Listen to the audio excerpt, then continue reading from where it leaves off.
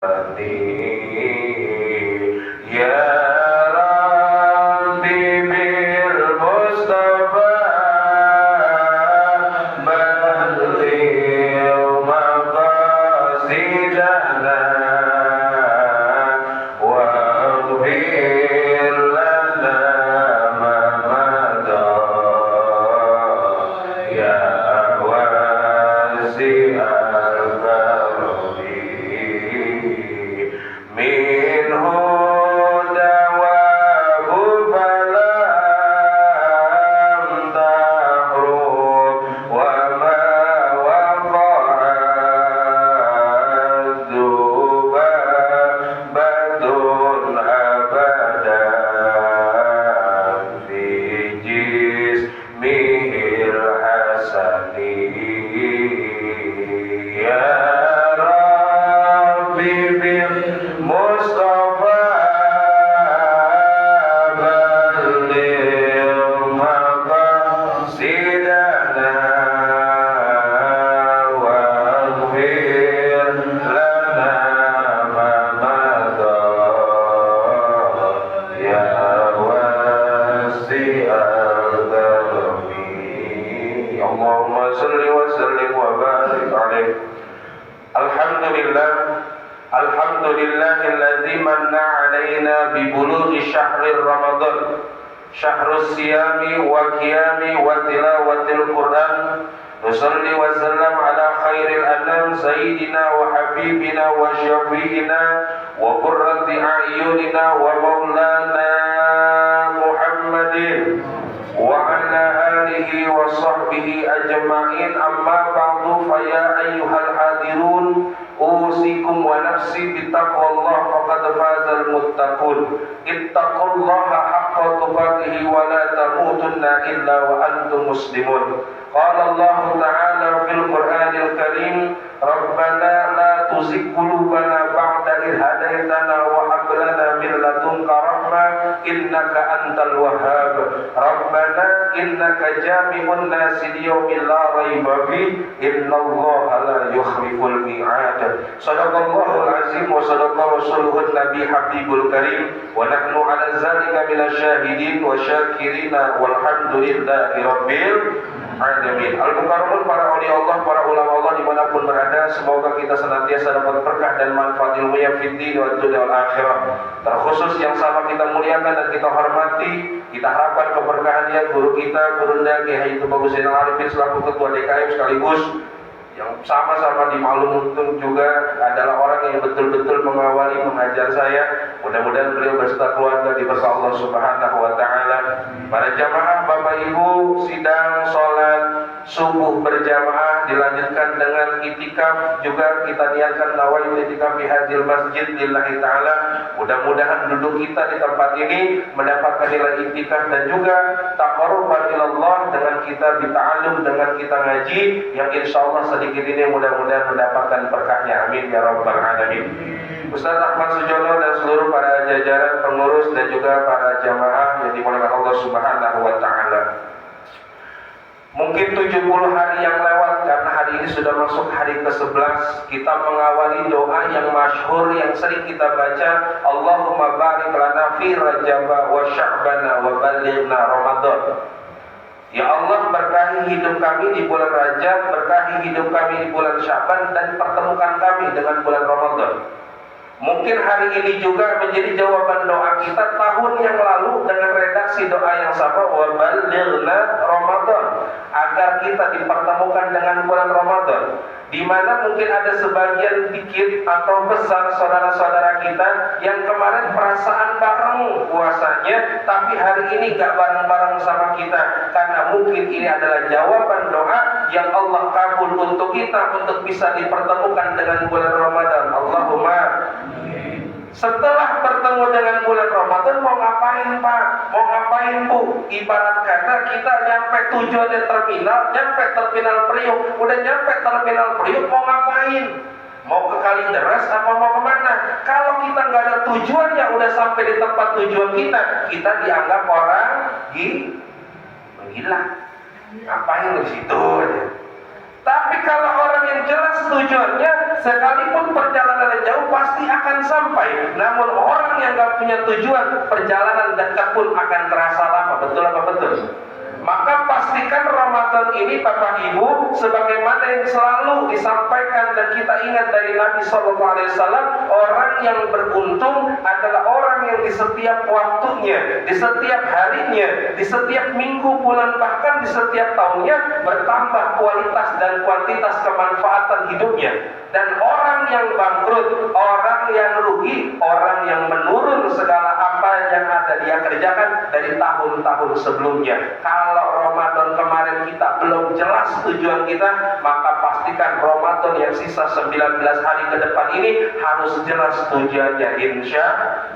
Jangan sampai kita termasuk kategori orang yang rugi ketika sudah masuk bulan Ramadan di tengah-tengah kita, namun kita nggak bisa manfaatin peluangnya. Setelah 10 hari yang lalu lewat, di mana menurut sebagian keyakinan kita adalah 10 hari mendapatkan kasih sayang dari Allah. Sekarang masuk fase yang kedua, yaitu kasih sayangnya udah didapat, tinggal ampunannya. Kalau ampunannya udah didapat, udah insya Allah kita akan terhindar dari siksa api neraka. Allahumma.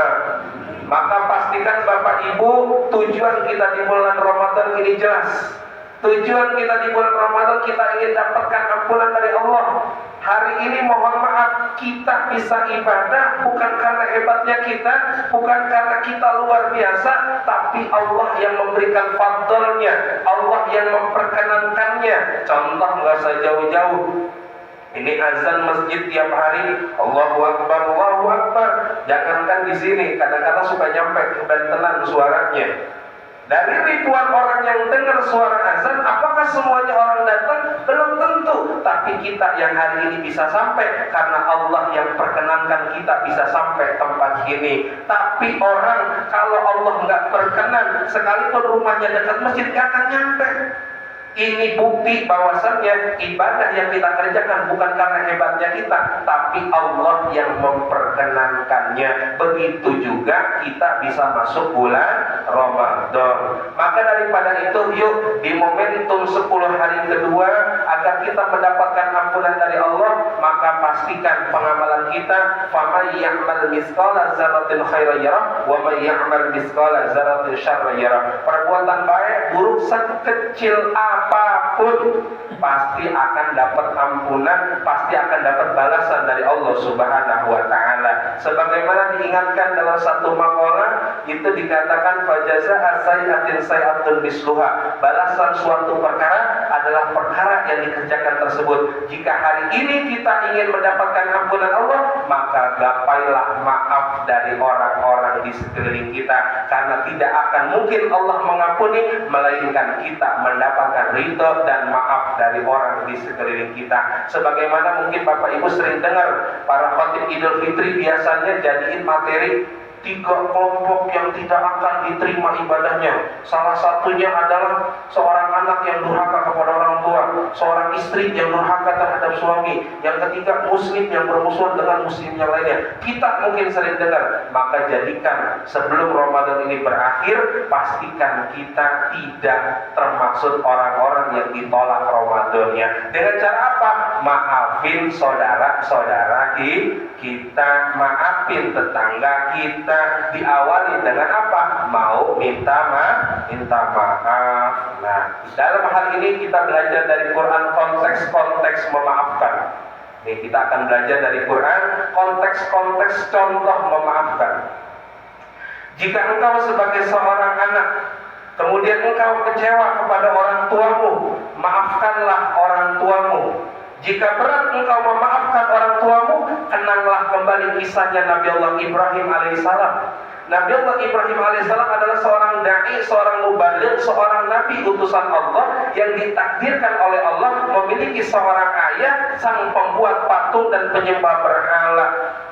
Tapi Nabi Allah Ibrahim alaihissalam menerima takdir dari Allah. Bahkan saat itu Nabi Ibrahim saat dakwahnya diusir oleh ayahnya, bahkan diancam ingin dibunuh oleh ayahnya. Tapi apa yang dilakukan Ibrahim? Ibrahim memohonkan ampun kepada Allah untuk ayahnya. Sekalipun dalam riwayat yang lain tidak diterima, karena menurut Quran orang yang berbeda secara akidah tidak akan mendapatkan ampunan dari Allah, sekalipun nabi-nabi yang memohon ampun untuk Nabi Ibrahim tetap melakukan ikhtiar memohonkan ampun untuk ayahnya. Jika engkau kecewa terhadap ayahmu, terhadap ibumu, sekalipun orang tuamu tidak sesoleh dirimu, tidak sehebat dirimu dalam beribadah, tidak melakukan kebaikan seperti apa yang engkau kerjakan, maafkanlah mereka.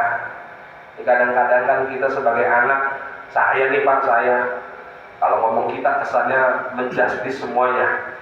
Saya alhamdulillah ditakdirkan oleh Allah masih punya orang tua yang harus kita dirawat. Sekalipun orang tua kita bagaimana kondisinya, anak adalah tetap seorang anak yang harus membaktikan diri kepada orang tua. Karena redaksi Qurannya jelas Bapak Ibu.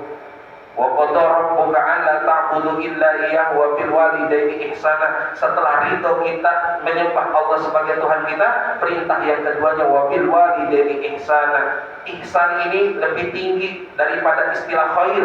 Khair itu artinya baik. Baik itu definisinya Ustadz Sujono ngasih saya 1000, saya kembalikan ke Ustadz Sujono 1000, itu namanya khair. Tapi kalau ihsan, sekalipun perlakuan orang tua kita buruk, tetap harus membalasnya kita dengan kebaikan. Itulah ihsan, membalas keburukan dengan kebaikan. Sekalipun orang tua bagaimana, tetap harus kita hargai. Jangan mentang-mentang baru timbang punya berapa dalil udah bisa nyeramahin orang tua, udah ngerasa dirinya paling pintar, na'udzubillahi min. Yuk maafin orang tua kita, maafin orang tua kita. Begitupun sebaliknya wahai bapak ibu, jika engkau sebagai seorang ayah, kemudian engkau kecewa terhadap anak-anakmu, maafkanlah anak-anakmu. Jika berat hatimu memaafkan anak-anakmu, kenanglah kembali kisahnya Nabi Allah Yakub alaihissalam. Nabi Allah Yakub alaihissalam Bapak Ibu didorhakain bukan sama 1-2 anak, bukan 11 anaknya dorhaka kepada Nabi Allah Yakub. Mohon maaf 10. Ya, karena Nabi Allah Binyamin orang yang beriman sebagaimana Nabi Allah Yusuf alaihissalam. 10 anaknya itu durhaka kepada Nabi Allah Yakub alaihissalam. Bahkan Nabi Allah Yakub alaihissalam dibuat kecewa, dibohongin, katanya Yusuf sedang dimakan oleh binatang buas, mati, meninggal. Nabi Allah Yakub dikecewakan oleh anaknya sampai menangisi kesedihan dan kepayahan sampai matanya buta. Tapi Nabi Allah Yakub alaihissalam memaafkan anak-anaknya. Buktinya apa Bapak Ibu? Sebab karena Nabi Allah Yakub memaafkan anak-anaknya sezalim apapun, tetap mereka mendapatkan kemuliaan di hadapan Allah Subhanahu wa taala, insya Allah tuh. Jadi kalau kita kecewa Bapak Ibu sama anak-anak kita, maafin aja. Baru timbang 1, 2, Nabi Allah Yakub 10. Yang ngecewain sampai matanya buta, dipisahin dengan belahan hatinya, belahan jantungnya siapa? Nabi Allah Yusuf alaihi salam. Yuk maafin anak kita. Sebab apa? Marah kita yang berlebihan kepada anak akan membuat kita pun akan sedih juga. Berikut juga tadi Nabi Allah Ibrahim alaihissalam, sebab dia berbakti kepada orang tuanya, mau memaafkan orang tuanya, itu mendapatkan kebaikan buat Nabi Ibrahim. Buktinya apa? Balasannya Nabi Allah Ibrahim alaihissalam ditakdirkan memiliki anak-anak yang soleh, yaitu Nabi Allah Ismail dan Nabi Allah Ishak. Kalau kita berbuat baik sama orang tua, insya Allah turunan kita baik-baik semua. Amin ya rabbal. Hadirin hamba Allah dimuliakan, jika engkau sebagai seorang suami, kemudian engkau kecewa terhadap istrimu, maafkanlah istrimu. Jika berat hatimu memaafkan istrimu, kenanglah kembali kisahnya Nabi Allah Ayyub alaihissalam. Nabi Allah Ayyub alaihissalam adalah seorang nabi yang mendapatkan ujian besar dari Allah berupa penyakit yang dihindari oleh manusia. Dalam riwayat dikatakan sakitnya sakit kusta dan lepra. Tapi Nabi Allah Ayyub alaihissalam ditakdirkan oleh Allah memiliki seorang istri yang luar biasa, yang mau mendampinginya di saat sehat maupun sakit. Namun ada kalanya ujian rumah tangga kalau nggak di awal jangan komunikasi, akhirnya masalah sendiri buat Nabi Allah Ayyub alaihissalam. Saat itu istrinya yang sangat amat mencintai dan merawatnya tiba-tiba punya inisiatif tanpa komunikasi sama Nabi Ayub, ngejual satu perhiasan yang ditinggalkan oleh Nabi Ayub, satu-satunya barang kesayangan, tapi bukan untuk dijual untuk maksiat, melainkan untuk memberikan sesuatu kesehatan Nabi Allah Ayub alaihissalam. Nabi Allah Ayub alaihissalam udah keburu kesel Bapak Ibu, sampai akhirnya ini pun harus jadi ibroh buat kita. Kalau belum jelas betul masalahnya, jangan gampang kita sumpah serapah. Kayak Nabi Ayub udah janji bakal mukul istrinya 100 kali dengan kayu. Saat itu belum dapat klarifikasi tujuannya apa, tapi udah keburu marah, emosi, sampai akhirnya ternyata istrinya balik lagi, mau ngerawat lagi atas seizin Allah. Menurut satu riwayat, obat yang dibawa oleh istrinya ini menjadi satu wasilah penyembuh Nabi Ayub. Ketika Nabi Allah Ayub alaihissalam sudah sembuh, Nabi Ayub orangnya lupa kayak kita Pak, udah dapat nikmat sehat lupa. Kata Allah, Ayub ingat dulu janji tuh, katanya mau mukul istri ente. Diingetin sama Allah, sama kayak kita Pak, kalau udah dapat nikmat kan kadang-kadang lupa kan gitu. Nabi Allah Ayub salam akhirnya apa? Ya Allah, bonten tega, gak tega ya Allah. Masa saya mukul bini saya yang rela ngelahirin anak-anak saya, masa saya rela mukul istri saya yang udah selama ini nyembuhin saya, yang selama ini ngerawat saya. Tapi kan itu janjimu Ayub. Oh, akhirnya Allah kasih dispensasi, cari satu pukulan itu berupa ranting-ranting pohon yang sudah lapuk, kemudian pukul cukup satu kali saja dari 100 batang pohon yang tadi udah lapuk, dipukul cukup satu kali. Masalah kencangannya atau frekuensinya terserah Ayub, akhirnya dipukul untuk membayar kifarat janjinya. Dan itulah bukti kalau kita sayang sama istri, kita harus juga kecewa. Kalaupun kita kecewa sama istri, mau juga kita memaafkan. Sebab apa? Istri kita adalah orang yang rela mau menerima kekurangan kita, maka maafkanlah istri kita, insya Allah. Ya, habis ini laki minta maaf sama istri. Apalagi kalau sering saya sampaikan Pak, dulu pas kita bujangan Pak, kita bikin kopi Pak, saya nih bikin kopi sendiri mampu Pak, bikin teh manis sendiri juga mampu, Indomie sampai lodoh juga bisa saya bikin sendiri. Tapi giliran udah punya bini tinggal nunjuk-nunjuk aja, betul. Giliran udah disiapin, pernah gak ngucapin terima kasih? Padahal dulu pas lagi zaman pacaran banyak banget ngomong makasihnya. Sekarang udah jadi bini, dilayarin, pernah gak ngomong makasih? Yuk jadikan momentum Ramadan ini kesadaran kita untuk memuliakan istri kita, insya. Hadirin hamba yang dimuliakan, ibu, jika engkau kecewa terhadap suamimu, maafkanlah suamimu. Jika berat engkau memaafkan suamimu, coba kenang kembali satu kisah yang ini saya ambil hikmahnya. Kalau tadi saya pengen tamsilnya Sayyidah Asiyah dengan Firaun terlalu jauh, ini saya ngambilnya yang tamsil dekat-dekat aja. Pasca Nabi Muhammad SAW, yaitu ketika Imam Bukhari saat belajar ilmu. Imam Bukhari adalah seorang ulama hadis yang sedang meraih ilmunya, sampai kapan waktu ilmunya sedang dia tuntut di tempat negeri yang jauh. Ketika dalam perjalanan ngaji yang jauh, bekalnya habis. Sampailah Imam Bukhari satu kampung. Satu kampung tadi nyampe Imam Bukhari itu di satu rumah, di mana di rumah tadi pengen minta sumbangan. Karena hukumnya diperbolehkan orang musafir yang sedang menuntut ilmu fisabilillah untuk minta bantuan orang. Nyampailah Imam Bukhari di satu rumah, diketok keluar seorang perempuan yang cantik rupawan, bahasanya lembut, orangnya cantik, konon katanya keturunan orang kaya, orang ningrat. Saat itu Imam Bukhari berkata, minta bantuan sedekahnya. Kemudian perempuan yang soleh tadi berkata, ada hak saya di dalam yang bisa saya sampaikan untuk panjenengan untuk belajar. Saat itu setelah dari dalam keluar lagi perempuan bawa perbekalan untuk Imam Bukhari. Bersamaan itu juga lah keluar ada seorang laki-laki yang tampaknya buruk rupa, bahasanya kasar, udah tua, dekil, kumel, bahasanya kasar. Keluar dari rumah, sumpah serapah mengucap sana sini. Kemudian Imam Bukhari berkata pada perempuan yang soleha tadi, ibu itu siapa? Perempuan yang soleh berkata, itu adalah yang membuat saya bahagia. Loh, siapa maksudnya? Suami ibu? Iya, itu suami saya. Wah ibu, saya yakin hidup ibu sengsara, nelangsa, punya laki kayak begitu. Saya lihat ibu bahasanya lembut, cantik, keturunan orang baik. Sedangkan laki ibu kayak begitu. Saya yakin hidup ibu sengsara, punya laki begitu.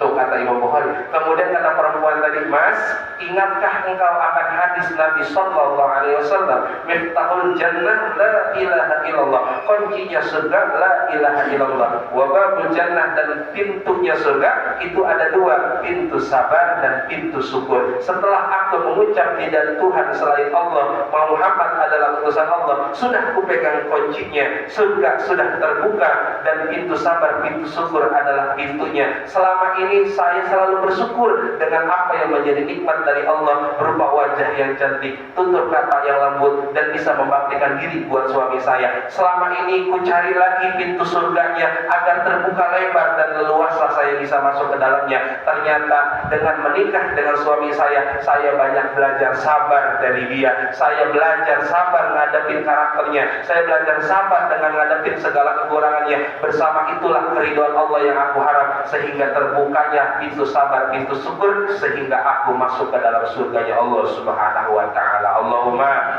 Jadi Bapak Ibu, dalam rumah tangga kuncinya cuma dua, sabar, syukur. Orang ikhlas, mukhlisina lahuddin, akan masuk dia ke dalam surganya Allah karena dia prosesnya dua, sabar, syukur, akhirnya jadi ikhlas. Kalau nggak ada sabar, syukur, nggak bisa orang dikategorikan jadi ikhlas. Kalau cuma modal sabar doang, nggak akan jadi ikhlas. Syukur doang nggak bisa ikhlas. Perpaduan sabar dan syukur inilah yang mengantarkan kita jadi orang-orang ikhlas, insya Allah. Nah, tuh, kalau engkau sebagai seorang saudara, kemudian engkau kecewa kepada saudaramu, maafkanlah saudaramu. Jika berat hatimu memaafkan adikmu atau kakakmu, saudara-saudaramu, maka kenanglah kembali kisahnya Nabiullah Musa alaihi salam. Nabiullah Musa alaihissalam adalah seorang diplomat ulung, seorang yang nabi, seorang dai mubalik yang Allah berikan dia saudara yang bernama Nabiullah Harun alaihissalam. Saat itu Nabi Musa dapat perintah lokakarya untuk khalwat di Bukit Tursina selama 30 hari, menitipkan kaum Bani Israel kepada Nabiullah Harun alaihissalam.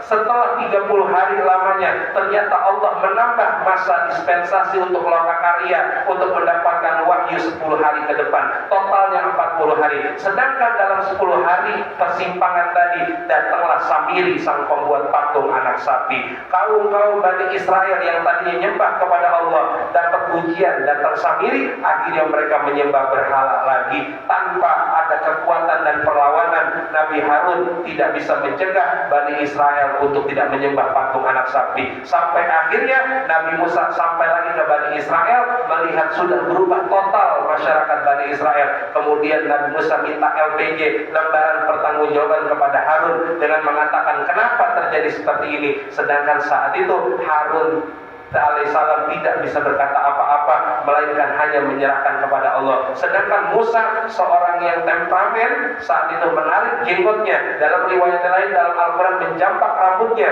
dan memarahi Nabi Allah Harun alaihissalam. Kemudian Nabi Allah Harun alaihissalam mengatakan kepada Musa, wahai anak ibuku. Jadi ketika ada Nabi Musa lagi marah, Bapak Ibu, saat itu Nabi Allah Harun alaihissalam menyejukkan hatinya dengan mengatakan, wahai anak ibuku.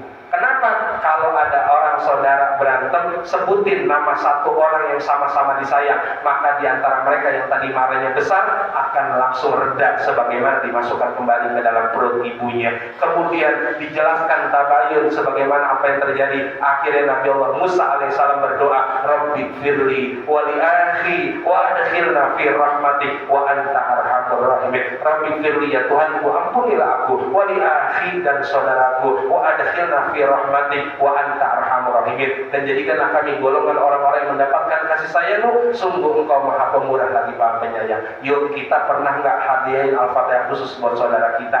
Kadang-kadang yang bikin kita nggak akur mungkin karena batinnya nggak terikat, Bapak Ibu. Yuk doain saudara kandung kita. Mana tahu kita selama ini hanya dekat secara fisik namun jauh secara batin. Yuk doain saudara kita, maafin saudara kita dengan segala kekurangannya.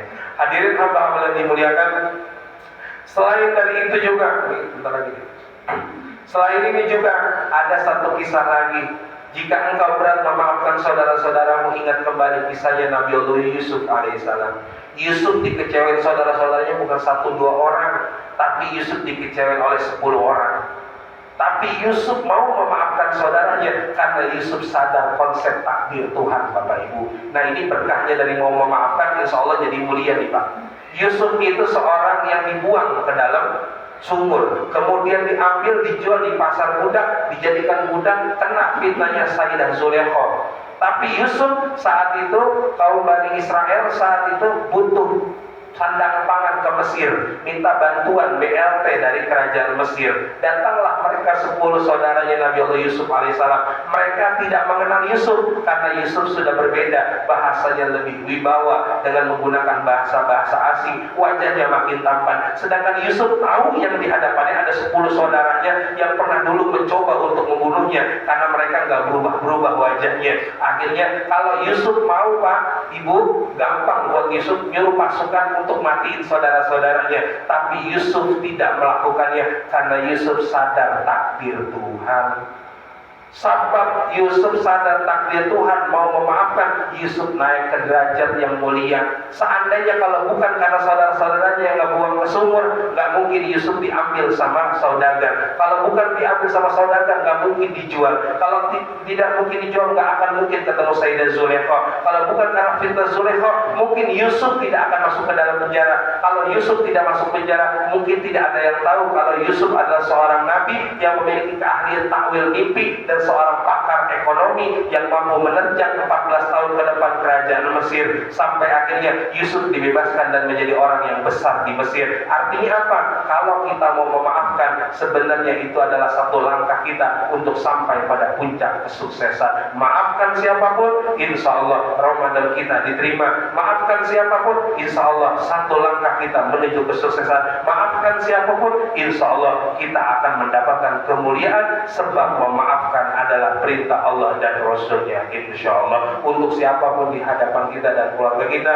sahabat dan kerabat kita, tetangga kiri kanan kaum muslim muslimat, dan semoga mereka semua mendapatkan ampunan dan mereka terbuka hatinya untuk memaafkan kita. Al-Fatihah. Bismillahirrahmanirrahim. Alhamdulillahirabbil alamin arrahmanir rahim maliki yaumiddin. Iyyaka na'budu wa iyyaka nasta'in. Ihdinas siratal mustaqim. Siratal ladzina an'amta 'alaihim ghairil maghdubi 'alaihim waladdallin. Astaghfirullahaladzim. Allahumma shalli wa sallim wa barik wa karim ala hadina nabiyyina sayyidina Muhammad rasulillah ajma'in.